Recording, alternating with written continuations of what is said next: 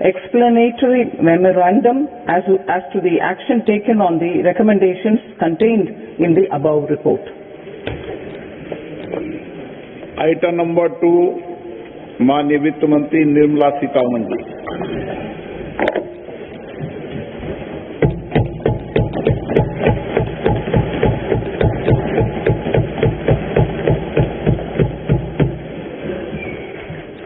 Honorable Speaker, sir, on the sacred occasion of Magh Purnima and the birth anniversary of Guru Ravidas, I present the budget for the year 2026-2027. Since we assumed office 12 years ago, India's economic trajectory has been marked by stability, fiscal discipline, sustained growth, and moderate inflation.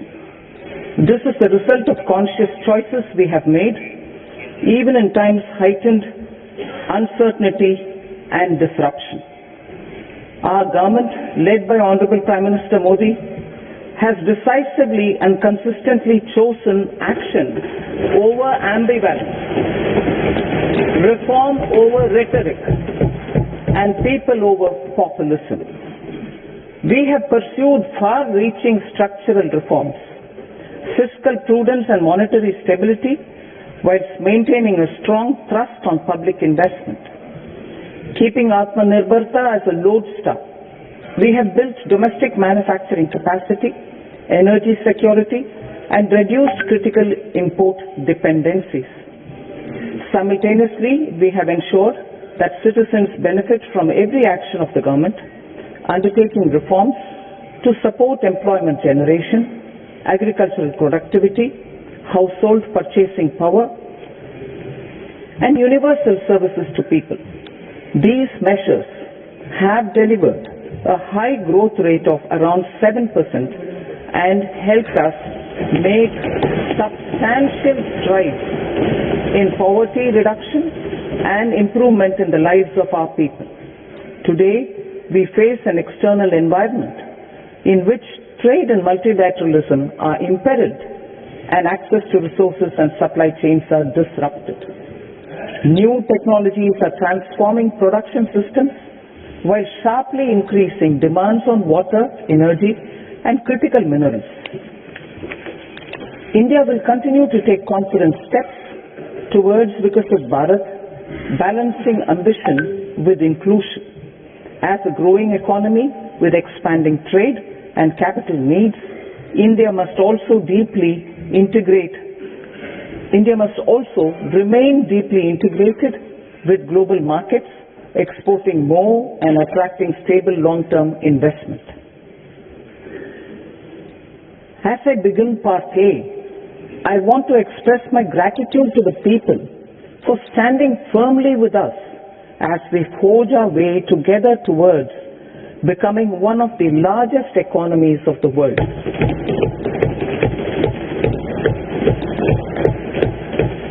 Our aim is to transform aspiration into achievement and potential into performance as we ensure that the dividends of growth reach every farmer, the scheduled caste, the scheduled tribes, the nomads, the youth, the poor, and the women.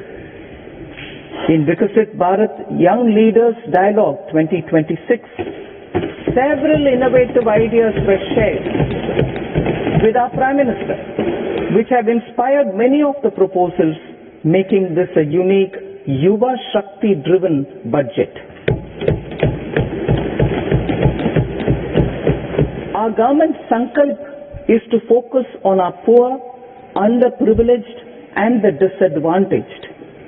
To deliver on this sankalp, and given that this is the first budget prepared in Kartavya Bhavan, we are inspired by 3 Kartavyas.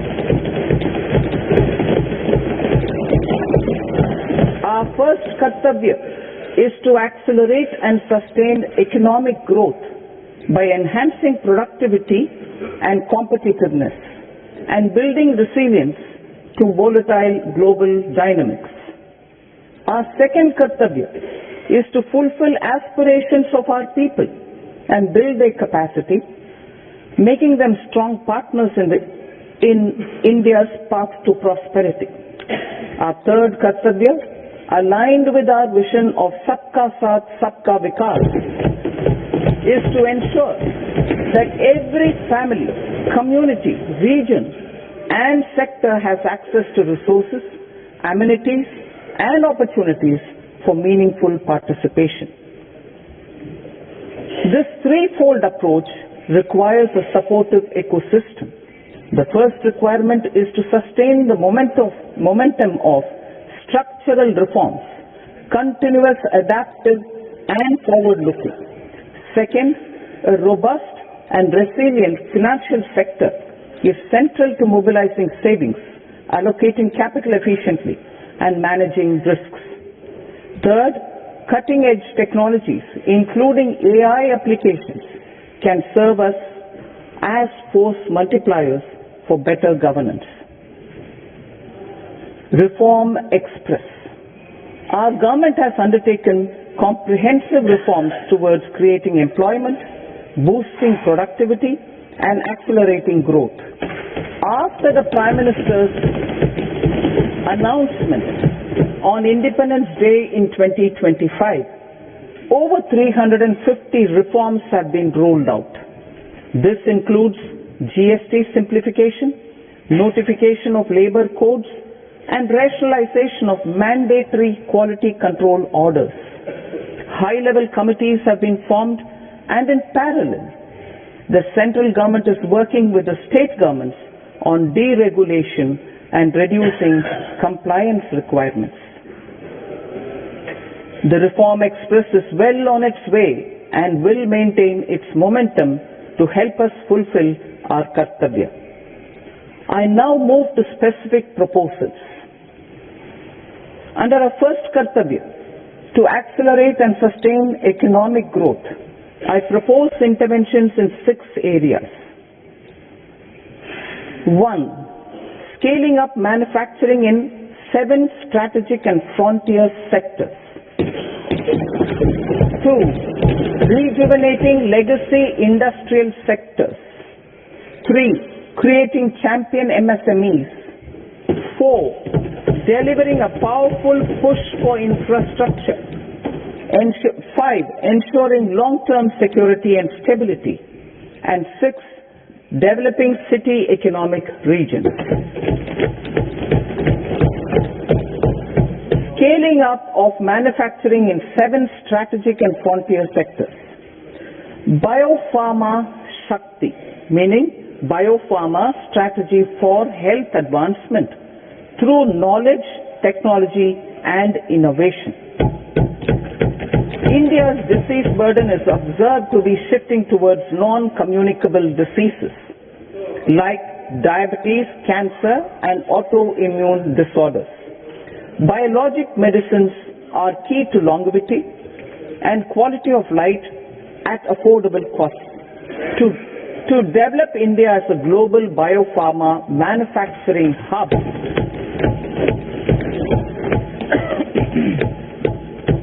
I propose the Biopharma Shakti with an outlay of 10,000 crores over the next 5 years. This will build the ecosystem for domestic production of biologics and biosimilars.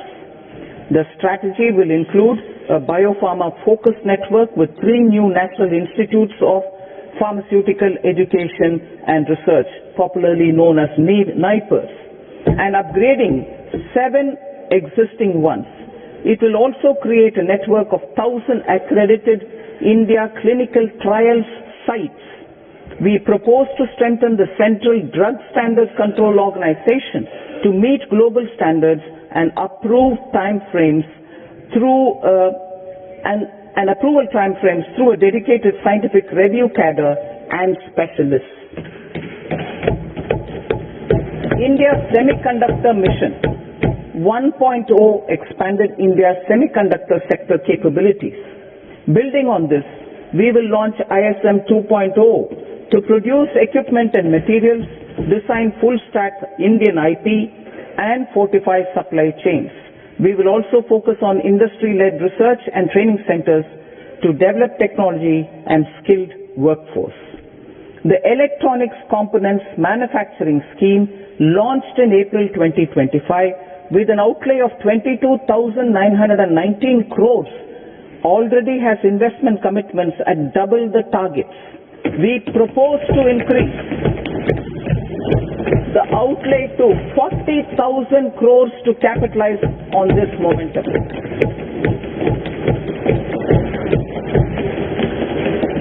A scheme for rare earth permanent magnets was launched in 2025 November.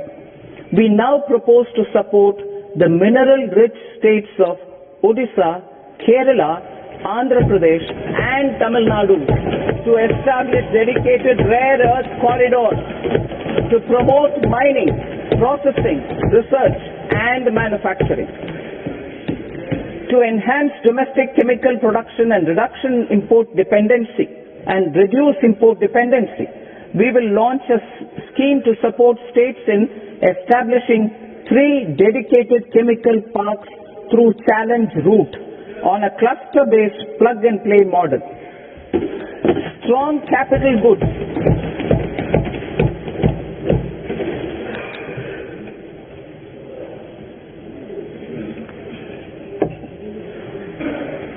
Strong capital goods capability is a determinant of productivity and quality across different sectors.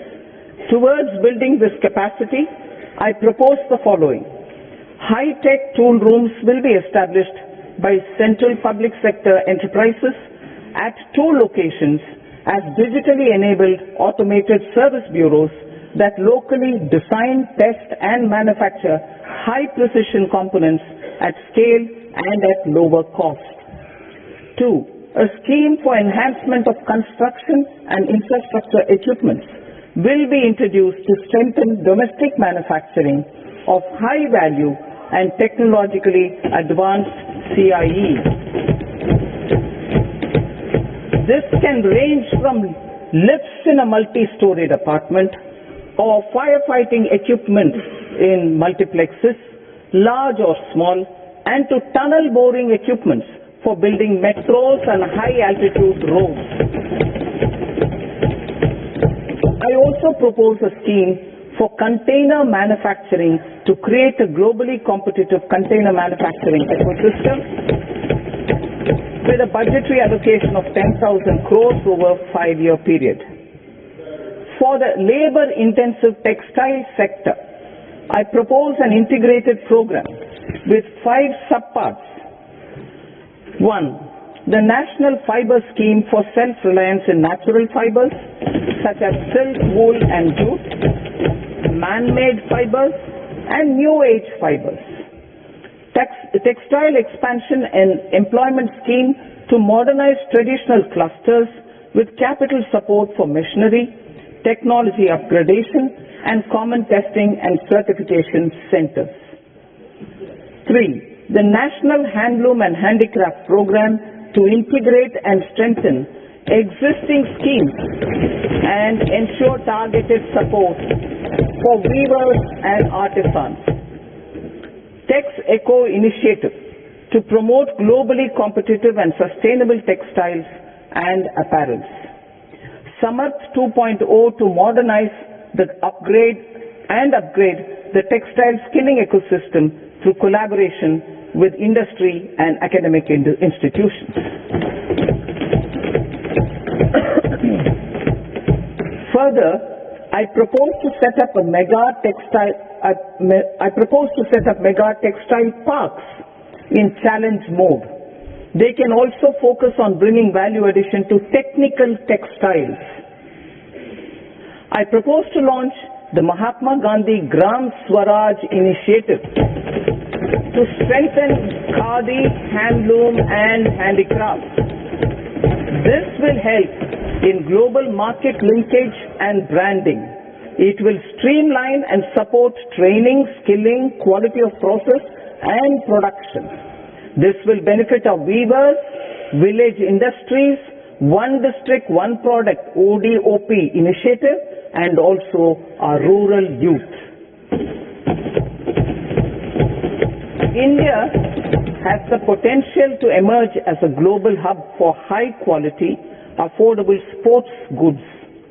I propose a dedicated initiative for sports goods that will promote manufacturing, research, and innovation in equipment design as well as material sciences. Rejuvenation of legacy industrial clusters. I propose to introduce a scheme to revive 200 legacy industrial clusters to improve their cost competitiveness and efficiency through infrastructure and technology upgradation.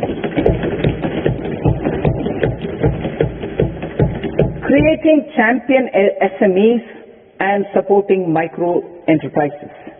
Recognizing MSMEs as a vital engine of growth, I propose a three-pronged approach to help them grow as champions. Equity support. I propose to introduce a dedicated 10,000 crores SME growth fund to create future champions, incentivizing enterprises based on select criteria.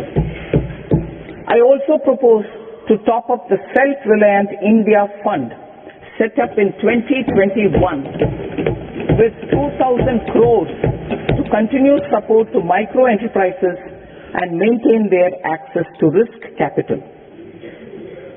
Liquidity support. With TReDS, more than 7 lakh crore has been made available to MSMEs. To leverage its full potential, I propose 4 measures. 1. Mandate TReDS as the transaction settlement platform for all purchases from MSMEs by CPSEs, serving as a benchmark for other corporates. 2. Introduce a credit guarantee support mechanism through CGTMSE for invoice discounting on TReDS platform. 3.